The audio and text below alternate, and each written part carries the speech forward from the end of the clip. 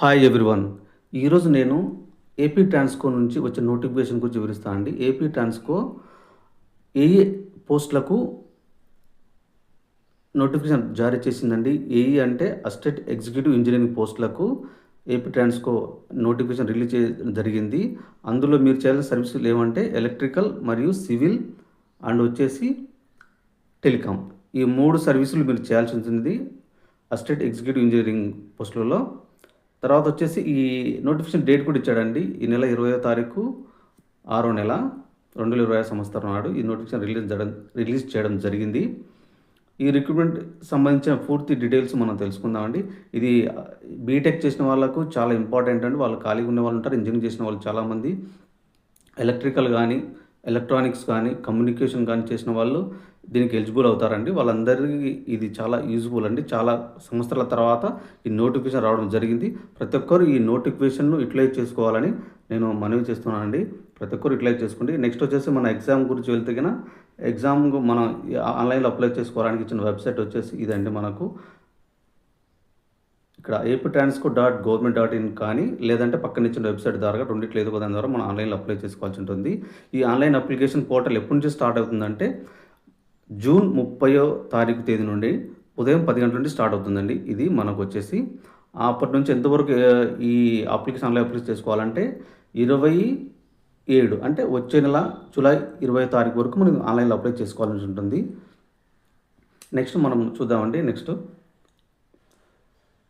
ఉమ్మడిగా ఈ ఎగ్జామ్ ఉంటుందండి. అన్నిటి కలిపి ఒకటే ఎగ్జామ్ ఇది.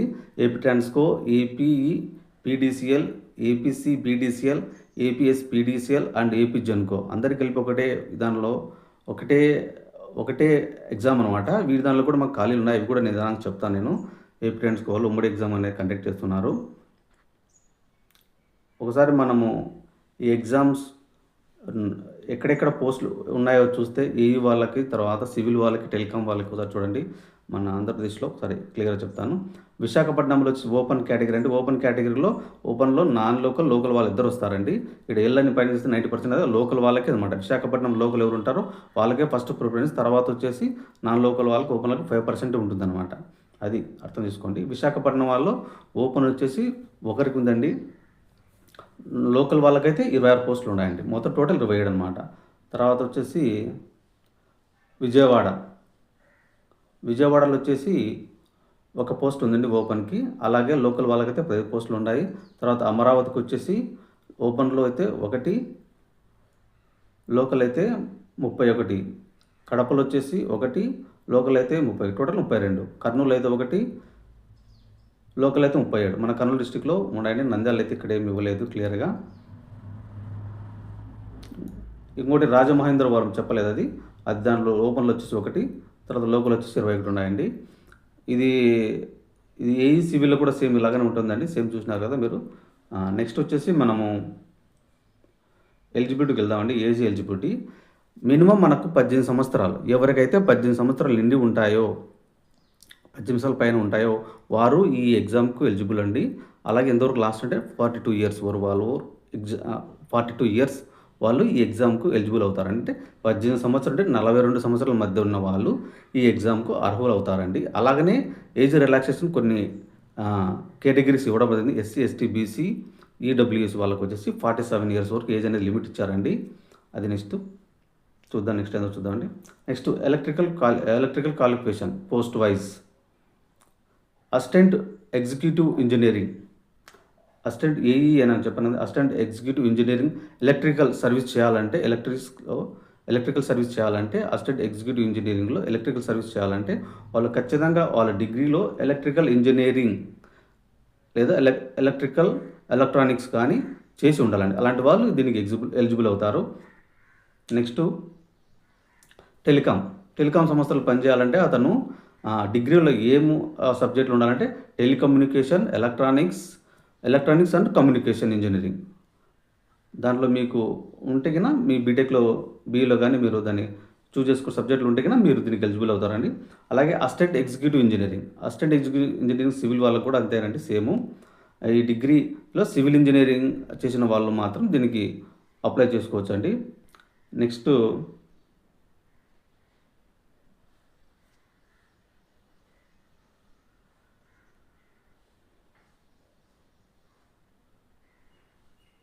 ఇక్కడ ద మినిమం మార్క్స్ ఇచ్చాడండి క్వాలిఫైయింగ్ కోసం. The minimum qualify marks in the CBT for the above selection process shall be follows. ఇక్కడ ఇచ్చాడండి. మనది సిబిటి టెస్ట్ అంటే కంప్యూటర్ బేస్డ్ టెస్ట్ అనమాట. మన కంప్యూటర్ ద్వారా దీన్ని మన ఎగ్జామ్ రాయాల్సి ఉంటుంది. ఓసీ ఈడబ్ల్యూఎస్ వాళ్ళకు వచ్చేసి 40% మార్క్ రావాలండి. మనకు మొత్తం టోటల్గా 100 మార్క్స్ ఉంటుందండి మన ఎగ్జాము. 100లో 40 మార్క్స్ వచ్చిన వాళ్ళు దీనికి ఎలిజిబుల్ అవుతారు. అలాగే బీసీ వాళ్ళకైతే 35% మార్క్స్ రావాలి. అంటే 35% మార్క్స్ రావాలి. అలాగే ఎస్సీ ఎస్టీ పీడబ్ల్యూ వాళ్ళకి 30 మార్క్స్ పర్సెంటేజ్ రావాలా.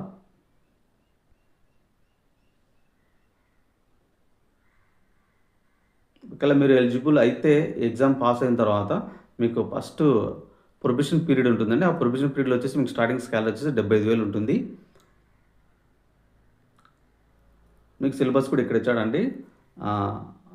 ఎలక్ట్రికల్ సబ్జెక్ట్ ఏవైతే బీఈ బీటెక్లో ఎలక్ట్రికల్ సబ్జెక్ట్ ఉన్న వాళ్ళు ఈ సిలబస్ అనమాట. ఎలక్ట్రిక్ సర్క్యూట్స్ కింద మెయిన్ యూనిట్గా తీసుకొని కింద సబ్ హెడ్డింగ్కి వాళ్ళు ఉన్నాయండి. అవి మీరు చూసుకోవాలా. నెక్స్ట్ ఎలక్ట్రికల్ మెషిన్స్,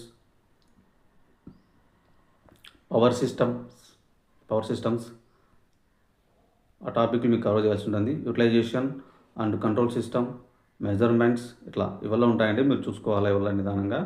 నేను కావాలంటే కింద పీడిఎఫ్ ఇస్తాను. ఈ నోటిఫికేషన్ సంబంధించి పీడిఎఫ్, అలాగే సిలబస్ పీడిఎఫ్ కూడా ఇస్తాను.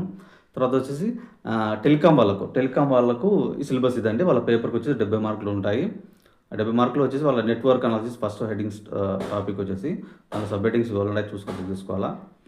వాళ్ళ మీరు చూసుకొని డౌన్లోడ్ చేసుకొని అన్నీ ప్రిపేర్ అవ్వండి బాగా. నెక్స్ట్ వచ్చి సివిల్ వాళ్ళకి కూడా ఇక్కడ వచ్చి స్ట్రెంత్ ఆఫ్ మెటీరియల్ ఇచ్చాడండి. First sub heading first unit. మీరు కింద ఇవన్నీ క్లియర్గా చూసుకొని ప్రతి వారం సబ్జెక్ట్ డౌన్లోడ్ చేసుకొని సిలబస్ను పూర్తిగా చదవండి. తర్వాత దీంతోపాటు మనకు ఇంటెలిజెన్స్ అనమాట. Common syllabus for all exams అనమాట. అవి కూడా మీకు చెప్తాను. ఇక్కడ కింద మొత్తం డీటెయిల్గా ఇచ్చాడు. జనరల్ అవేర్నెస్ సంబంధించి కానీ, reasoning and general intelligency, general awareness, quantitative aptitude ఇవల్ల ఉన్నాయండి. ఇంగ్లీష్ లాంగ్వేజ్ అండ్ కాంప్రహెన్షన్ ఇవి ఉంటాయి. కంప్యూటర్ నాలెడ్జ్ అండ్ ప్రొఫెన్సీ ఇది కూడా చూస్తా అండి.